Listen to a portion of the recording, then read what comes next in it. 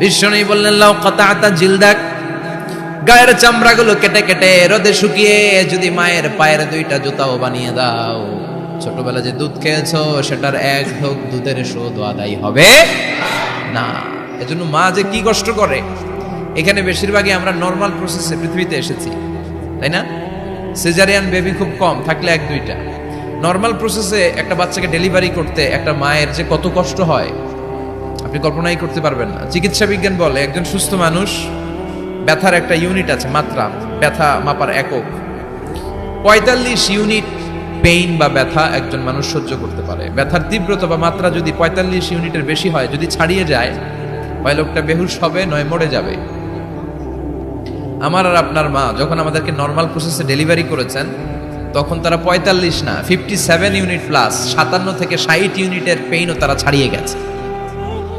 57 ইউনিটেরও বেশি ব্যথা তারা সহ্য করেছে, যেটা কোনো অ্যাক্সিডেন্টে আপনার দেহের 206টা হাড্ডি আছে, তো 20টা হাড্ডি একসাথে কোনো অ্যাক্সিডেন্টে ভেঙে গেলে যত ব্যথা তার চেয়েও বেশি ব্যথা। এজন্য মায়ের মনে কষ্ট দেয়া যাবে?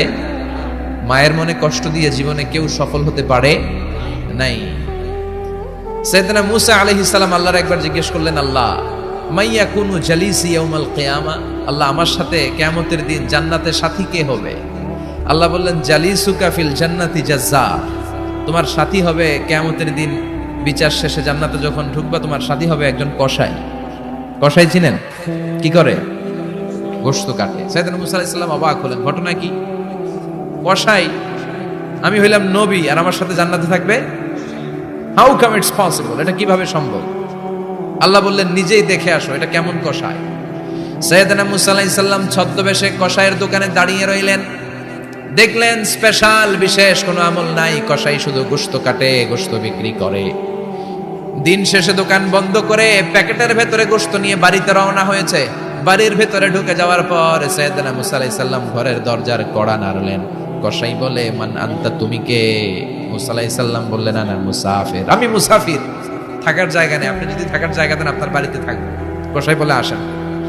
সাইয়েদনা মূসা আলাইহিস সালাম ঢুকলেন। কসাই বলে, এই ঘরে একটু থাকেন, ওই ঘরে আমার একটু কাজ আছে। মূসা আলাইহিস সালাম বললেন, যান, কাজ সেরে আসেন। মূসা আলাইহিস সালাম খেয়াল করলেন ওই ঘরে মাচার উপর থেকে বয়োবৃদ্ধ এক নারীকে তিনি নামিয়ে গোসল করালেন, টাওয়াল দিয়ে গা মুছিয়ে দিলেন, নতুন জামা পরিয়ে দিলেন। এরপর দোকান থেকে আনা সুন্দর গোশতের টুকরাটারে নিজ হাতে কেটে রান্না করলেন। তারপর রুটি বানালেন, আর গোশত আর রুটি হাতে নিয়ে ওই মহিলার মুখে তুলে দিচ্ছেন। মহিলা খাচ্ছে, খায় আর বিড়বিড় করে কি যেন দোয়া পড়ে। সুবহানাল্লাহ পড়বেন না?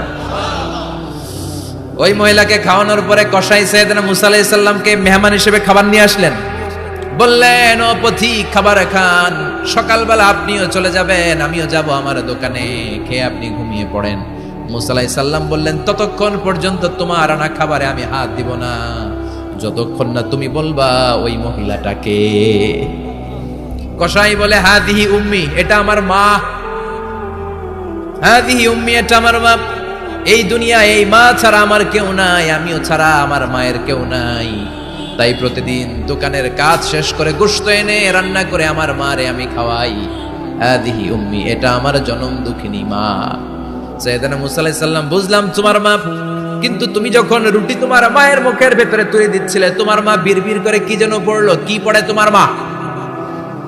কসাই বলে, আমার মায়ের একটা পাগলা দোয়া আছে। কি দোয়া?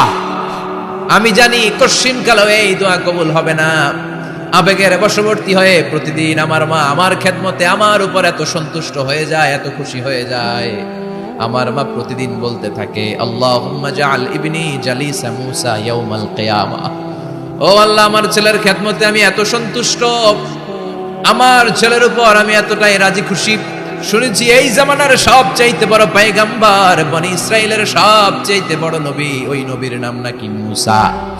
ও আল্লাহ, আমি এত কিছু জানি না, এত কিছু বুঝি না, এত কিছু চাই না, তোমার দরবারে শুধু একটাই চাওয়া, একটাই ফরিয়াদ, তুমি আমার ছেলেরে কিয়ামতের দিন মূসার সাথে হাসর নসিব করে দিও।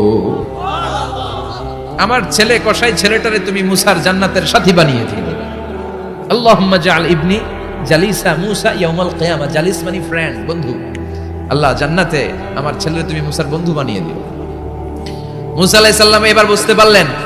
তিনি বললেন, ঘটনা তো এই জায়গায় এতক্ষণে বুঝতে পেরেছি, কেন আমার সাথে মুসাফির মুফাসসির যাবে না, হাফেজে কোরআন যাবে না, শহীদরা যাবে না, ওলিরা যাবে না, নবীরা যাবে না, আমার সাথে জান্নাতে যাবে কসাই। এটা মায়ের দোয়া। কার দোয়া? মায়ের দোয়ার দরকার আছে না নাই? অনেক পাওয়ারফুল মায়ের দোয়াটা। বুলেট মারলে বুলেট মিস হয়, মায়ের দোয়া মিস হয়? ড্রোন হামলা করলে ড্রোন হামলা মিস হয়ে যেতে পারে, কিন্তু মায়ের দোয়া কোশ্চিনকালে মিস হয় না। চিল্লায় বলেন ঠিক কি না? মায়ের দোয়াটাও কবুল, বদদোয়াও কবুল। ভয়ঙ্কর কিন্তু। মা দোয়া করলে কবুল হয়, কিন্তু বদদোয়া করলে কবুল হয় না। এরকম হলে it was not a big deal, এটা বড় সমস্যা ছিল না। কিন্তু দোয়া করলেও যেমনি কবুল, বদদোয়াটাও কবুল। এজন্য খবর আছে না নাই? এজন্য মায়ের কাছ থেকে সবসময় দোয়া নিতে হবে। দোয়া নিতে রাজি আছেন? আমাদের সমাজে এরকম অনেক ধরনের কুসংস্কার। 2 কলা খেলে 2 বাচ্চা হয়, তাই না? আসলে কি কথাটা ঠিক? বাচ্চা একটা হবে না 2টা হবে, ছেলে হবে না মেয়ে হবে, এটা কে দেয়? আবার অনেকের মাথার চুলের মধ্যে 2টা গিট থাকে, আছে না নাই? 2 গিট থাকলে কয় তোর 2 বিয়া, 3 গিট থাকলে 3 বিয়া, গিট নাই কয় তোর বিয়া নাই, আছে না নাই? এগুলো মুসলমান বিশ্বাস করতে পারে? মুসলমান বিশ্বাস করে একজনকে, তিনি কে? তো এই 3 ফল এটা খেলে মানুষ পাগল হয়ে যায় না, এটা স্বাস্থ্যকর একটা খাবার। বাংলাদেশের 3 আর আরব দেশের 3 এর পার্থক্য আছে। আরব দেশের 3 খুব সুস্বাদু। তো এই 3 এর নামে আল্লাহ একটা সূরা দিলেন। সূরার নাম হচ্ছে সূরাতুত তিন। সূরার নাম এরকম অনেক নামে আল্লাহ সূরা দিয়েছেন। খেয়াল করে দেখবেন, মানুষের নামে সূরা দিয়েছেন, সূরাতুল ইনসান, সূরাতুন নাস। আবার ইন্ডিভিজুয়াল 6 জন পুরুষ মানুষের নামে সূরা দিয়েছেন, 6 জন নবীর নামে, একজন ওলির নামে। সূরা হুদ, সূরা ইউসুফ, সূরা ইউনুস, সূরা মুহাম্মদ, সূরা ইব্রাহিম, সূরা নূহ, আছে না নাই? আবার সূরা লোকমান, আছে না নাই? মানুষের নামে সূরা, তাই না? তো 7 জন পুরুষের নামে সূরা, আর মাত্র 1 জন নারীর নামে আল্লাহ সূরা দিলেন। বলেন তো এই সূরাটার নাম কি? মারিয়াম। তো রেশিওটা কম হয়ে গেছে না? পুরুষ 7 জন, নারী 1 জন। নারীরা যাতে রাগ না করে, নারীদেরকে বুঝ দেওয়ার জন্য আল্লাহ সব নারীদের নামে আলাদা একটা সূরা দিলেন।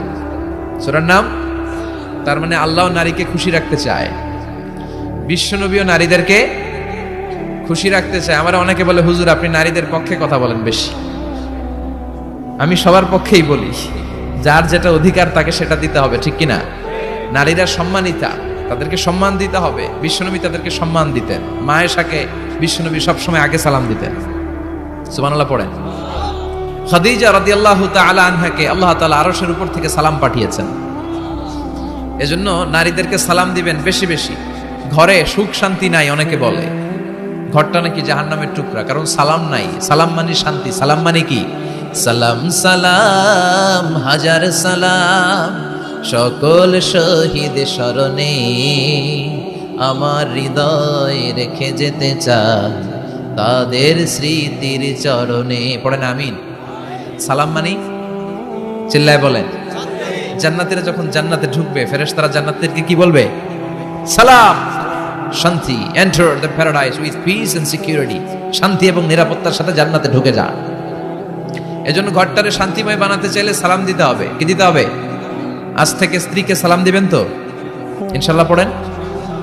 আমার মাইকের আওয়াজ যদি বোনদের কানে যায়, মাদের কানে যায়, আপনাদেরও বলি, আপনারাও আগে আগে সালাম দিবেন। এই দৃশ্য বাচ্চারা দেখলে বাচ্চারাও সালাম শিখবে, ঠিক কিনা? মা খাদিজার ব্যাপারে আল্লাহ বলেছেন, জিব্রাইল তুমি যে খাদিজারে আমার পক্ষ থেকে সালাম দিয়ে দাও, আর খাদিজারে বলে দাও জান্নাতে খাদিজার জন্য এমন ঘর আমি প্রিপেয়ার করে রেখেছি যেই ঘরের ভিতরে কোনো নয়েজ নাই, কোনো আওয়াজ নাই, কোনো ডিস্টার্ব নাই, আছে শান্তি। সুবহানাল্লাহ।